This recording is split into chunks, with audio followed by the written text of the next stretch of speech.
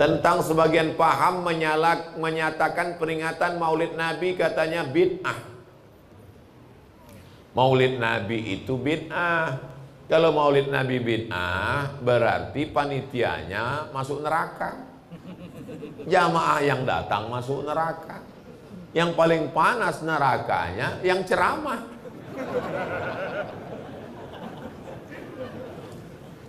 Maka dijawab oleh Imam Jalaluddin Abdurrahman As-Suyuti. Nama kitabnya Al-Hawi Lil Fatawi. Imam Suyuti meninggal tahun 911 Hijrah. Mudah ngingatnya, 911, emergensi. Pertama, ayat A'udzubillahi minasyaitonirrajim. Wa dzakirhum bi ayyamillah. Ahli tafsir mengatakan, ingatkanlah mereka dengan nikmat Allah. Ingatlah umur kita, ingatlah harta kita, ingatlah anak kita. Itu nikmat Allah. Tapi di antara semua nikmat yang terbesar adalah nikmat lahirnya Nabi Muhammad sallallahu alaihi wasallam. Jadi kalau ada orang buat maulid, itu artinya mengingatkan tentang nikmat yang terbesar. Karena kita tidak pakai Muharram, Safar, Rabiul Awal. Kita pakai Januari, Februari, Maret, April, Mei. Abdul Somad lahirnya bulan Mei. Maybe yes, maybe no.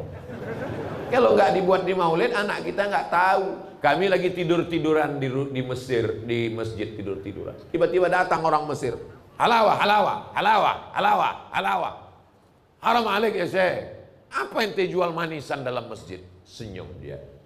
Allahumma sholli ala sayyidina Muhammad. Allahumma sholli. Saya tidak jual manisan. Ini hari ini mau Nabi lahir.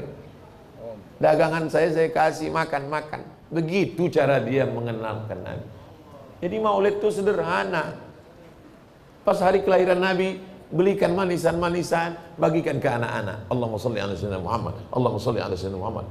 Ada apa om? Ini hari kelahiran Sayyidina Muhammad sallallahu alaihi wasallam.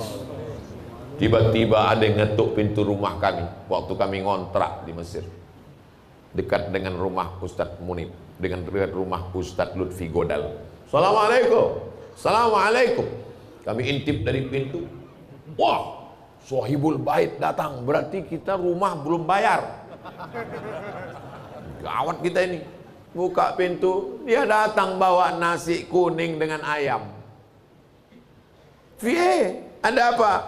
Ghalat, ini salah kasih nih. Ada min Said, tuan rumah kami namanya Said. Said ngasih makan. Ya ada apa Said tiba-tiba ngasih makanan? Allahumma sholli ala sayyidina Muhammad, Maulidur Rasul. Ternyata maulid itu bukan tabligh akbar rame-rame di masjid. Setiap rumah maulid.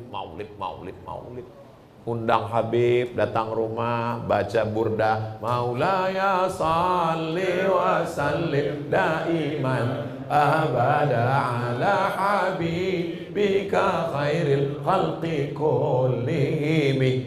Makanya kata Imam Jalaluddin Asyuti, maulid itu isinya 5. Yang pertama baca Quran, yang kedua baca sejarah Nabi, yang ketiga baca doa, yang keempat silaturahim, yang kelima ada makanan. Makanya nanti kabarnya habis ini ada acara sarapan pagi bersama di rumah masing-masing.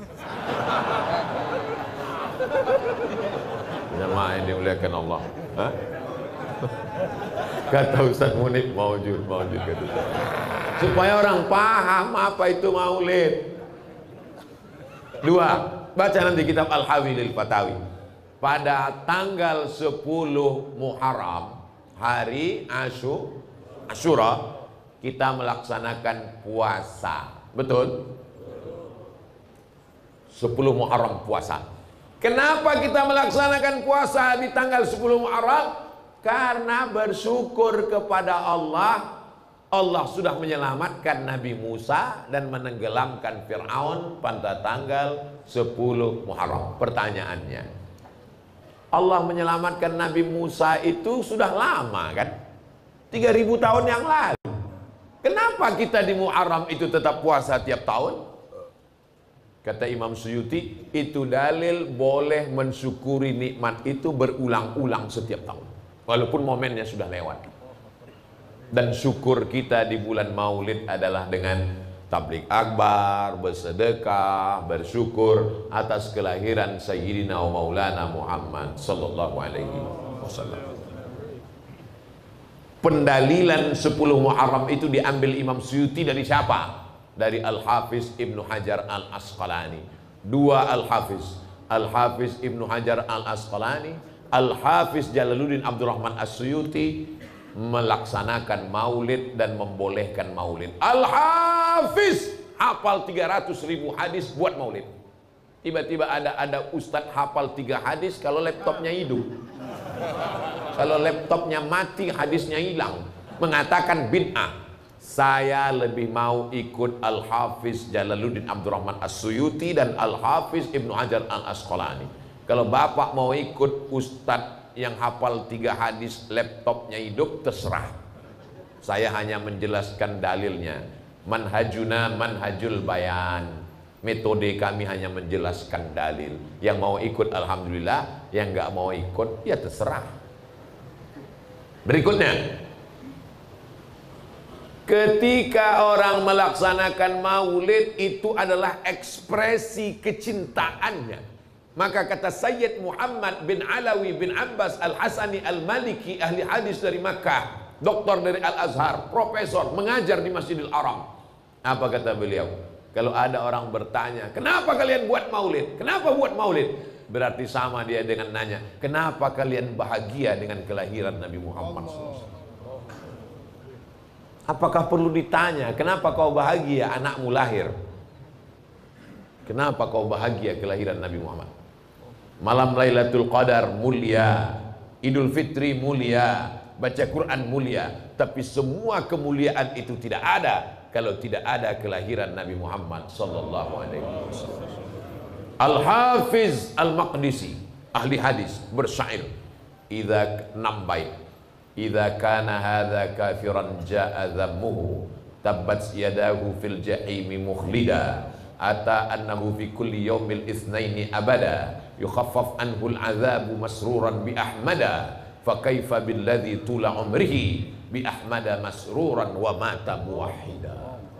Kalau Abu Lahab saja yang dijamin masuk neraka, ringan azabnya setiap hari Senin karena senang menyambut kelahiran Nabi Muhammad, memerdekakan budaknya Suwaibah, apalagi orang yang beriman seumur hidupnya bertauhid dan senang menyambut kelahiran Muhammad sallallahu alaihi wasallam.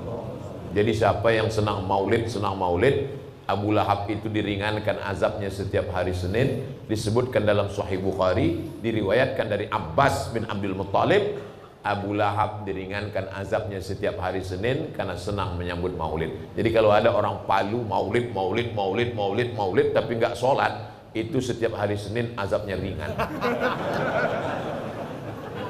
Dia satu sel dengan Abu Lahab.